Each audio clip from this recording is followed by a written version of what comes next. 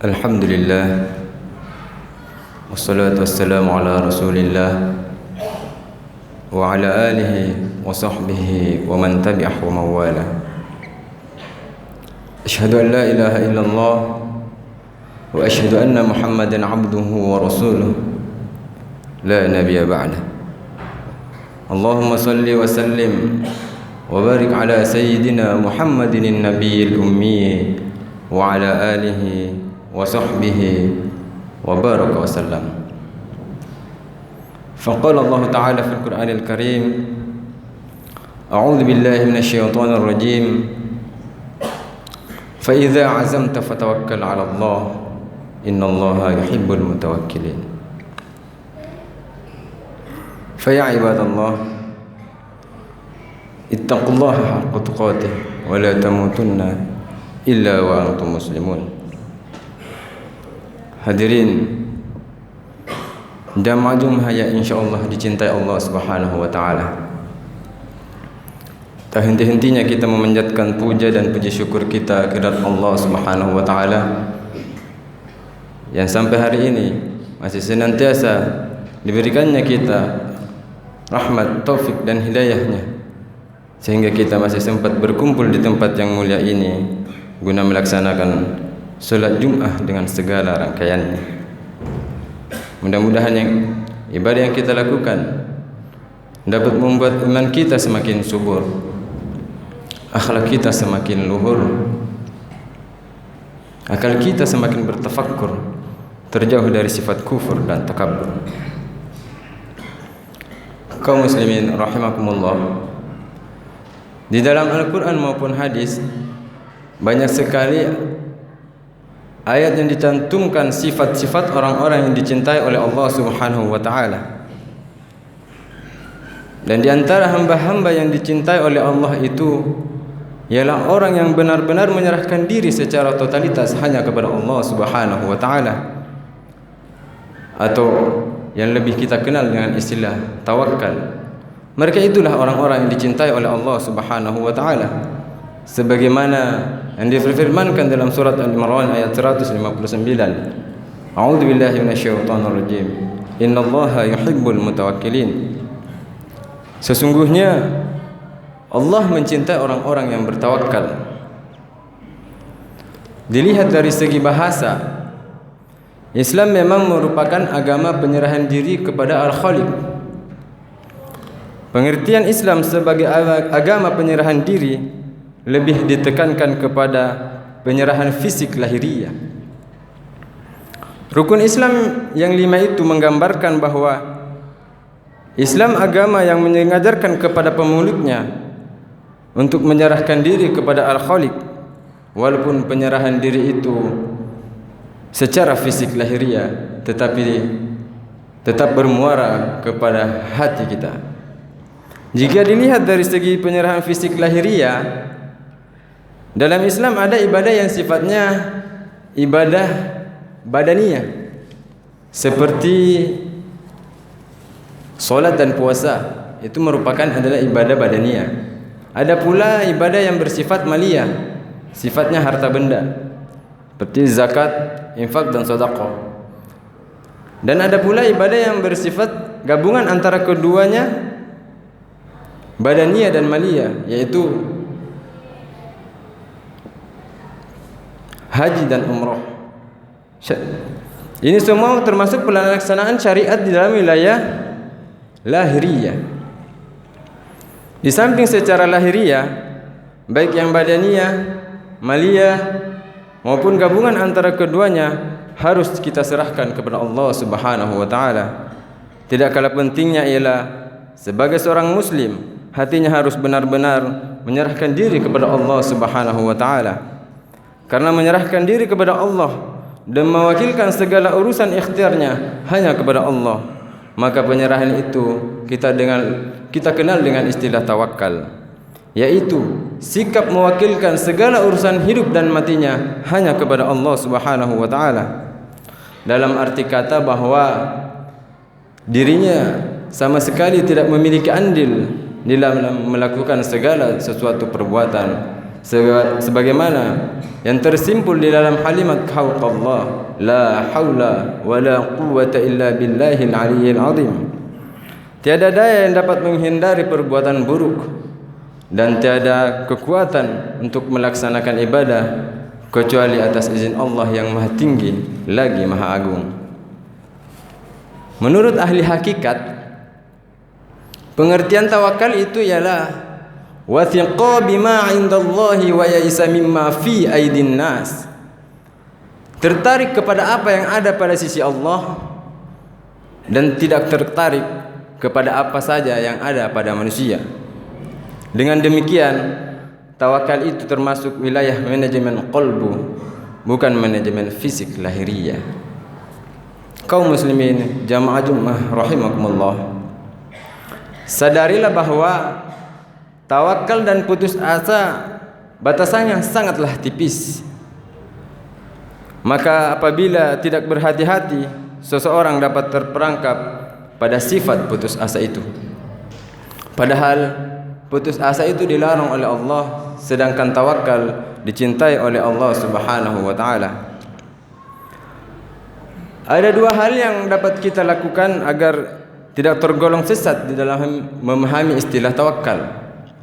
Yang pertama, tawakal itu dilakukan setelah melakukan ikhtiar secara maksimal, secara total. Seseorang yang mengedepankan ikhtiar itu dinamakan orang-orang yang bertawakal. Dan ketika seseorang mengedepankan penyerahan segala masalahnya kepada Allah sebelum melewati prosedur ikhtiar, maka si dia sudah bergeser kepada putus asa. Sedangkan putus asa itu dilarang oleh Allah Subhanahu wa taala, sebagaimana yang difirmankan di dalam surat Yusuf ayat ke-87, A'udzu billahi minasyaitonir rajim. Wala tayasu min rauhillah innahu la yayasu min rauhillah illa alqaumul kafirun. Dan janganlah berputus asa dari rahmat Allah. Sesungguhnya tiada berputus asa dari rahmat Allah kecuali orang-orang kafir. Contoh tawakal yang jelas jauh dari kebenaran ialah ingin memperoleh ilmu tanpa belajar, ingin memperoleh kebutuhan hidup tanpa bekerja keras. Itu merupakan orang-orang yang memiliki pengertian tawakal secara tidak benar. Al-kisah ketika Sayyidatina Aisyah, ketika Sayyidatina Maryam yang hendak melahirkan Nabi Isa alaihissalam di tempat yang terpencil, jauh dari pemukiman warga, rasa sedih, rasa sakit bersatu, berkumpul menjadi satu, sampai-sampai beliau lebih rela mati daripada hidup dalam penderitaan. Lalu kemudian Allah tidak serta-merta lalu memberikan makan dan minum, tidak. Tetapi Allah berfirman di dalam surat Maryam ayat ke-25, dan goyangkanlah pohon kurma itu ke arahmu, niscaya pohon kurma itu akan menggugurkan buah yang sudah matang kepadamu. Dari perjalanan para nabi dan rasul, masih banyak kita jumpai contoh-contoh suri tauladan yang baik yang mengharuskan manusia menghadapankan ikhtiar dari tawakal. Contoh ikhtiar yang kedua agar tidak tergolong sesat di dalam memahami tawakal ialah setiap kali manusia mempunyai rencana yang baik, yang segala persiapannya sudah matang, walaupun mungkin masih ada sesuatu yang mengganjal, serahkanlah kepada Allah, bertawakkallah kepada Allah, pasanglah tawakal kepada hati.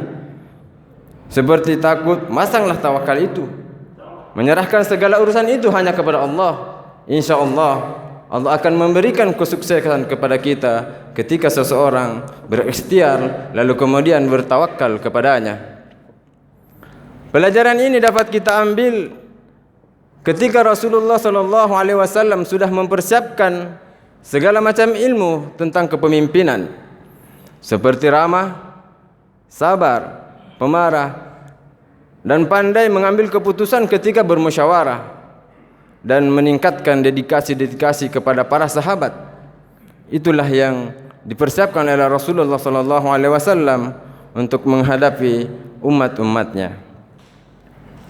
Lalu kemudian Allah berfirman di dalam surah Al-Imran 159, "Fa idza azamta fatawakkal 'ala Allah, innallaha yuhibbul mutawakkilin." Kemudian apabila kamu telah membulatkan tekad, maka bertakwalah kepada Allah, sesungguhnya Allah mencintai orang-orang yang bertawakal kepadanya. Kaum muslimin rahimakumullah. Jadi, ajaran tawakal yang telah diberikan oleh Rasulullah sallallahu alaihi wasallam berupa sikap batin menyerahkan diri kepada Allah Subhanahu wa taala, karena memang Dialah yang maha segalanya. Yang penyerahan itu harus disertai dengan ikhtiar yang maksimal. Allah Subhanahu wa taala memberikan jaminan kepada hambanya yang bertawakal dengan benar di dalam firman-Nya, "A'udzubillahi minasyaitonir rajim. Wa man yatawakkal 'ala Allahi fahuwa hasbuh. Innallaha balighu amrih. Qad ja'alallahu likulli syai'in qadra." Dan barang siapa yang bertawakal kepada Allah, niscaya Allah akan mencukupkan keperluannya. Sesungguhnya Allah melaksanakan urusan yang dikehendakinya. Allah mengadakan ketentuan bagi tiap-tiap sesuatu. Akhirnya, marilah kita senantiasa berusaha untuk meningkatkan ketakwaan kita kepada Allah Subhanahu wa taala dengan cara mempergunakan apa yang ada pada diri kita. Kita serahkan untuk meraih keridhaan Allah Subhanahu wa taala dengan diiringi sikap batin menyerahkan diri kepada Allah secara total yang disebut dengan tawakal. Mudah-mudahan kita diberikan kekuatan oleh Allah untuk meraih predikat orang-orang yang termasuk mutawakkilin, yang pada gilirannya mudah-mudahan kita senantiasa dalam keridhaan oleh Allah Subhanahu wa taala. Barakallahu li wa lakum fil Qur'anil azim wa nafa'ni wa iyyakum bima fihi minal ayati wa dzikril hakim wa taqabbala minni wa minkum tilawatahu innahu huwas samiul alim.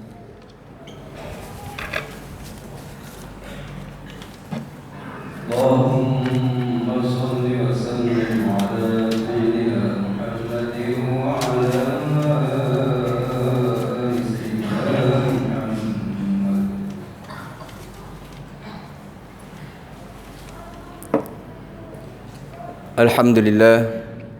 Alhamdulillahilladzi khalaqal mauta wal hayata liyabluwakum ayyukum ahsanu amala. Asyhadu an la ilaha illallah wa asyhadu anna Muhammadan abduhu wa rasuluh. Allahumma salli wa sallim wa barik ala sayyidina Muhammad wa ala ali sayyidina Muhammad. Faqala Allah ta'ala fil Qur'anil Karim, a'udzu billahi minasyaitonir rajim. Fa idza 'azamta fatawakkal 'ala Allah, innallaha yuhibbul mutawakkilin. Faqala ta'ala, ya ayyuhalladzina amanu ittaqullaha haqqa tuqatih ولا تموتن إلا وأنتم مسلمون. اللهم اغفر للمسلمين والمسلمات والمؤمنين والمؤمنات الأحياء منهم والأموات إنك سميع قريب مجيب الدعوات يا قاضي الحاجات ربنا افتح بيننا وبين قومنا بالحق وأنت خير الفاتحين. ربنا ظلمنا أنفسنا وإن لم تغفر لنا وترحمنا لنكونن من الخاسرين. ربنا آتنا في الدنيا حسنة وفي الآخرة حسنة وقنا عذاب النار بفضلك سبحان ربك رب العزة عما يصفون وسلام على المرسلين والحمد لله رب العالمين. عباد الله، إن الله يأمر بالعدل والإحسان وإيتاء ذي القربى وينهى عن الفحشاء والمنكر والبغي يعظكم لعلكم تذكرون. فاذكروا الله العظيم يذكركم ولذكر الله أكبر والله يعلم ما تصنعون. أقيم الصلاة.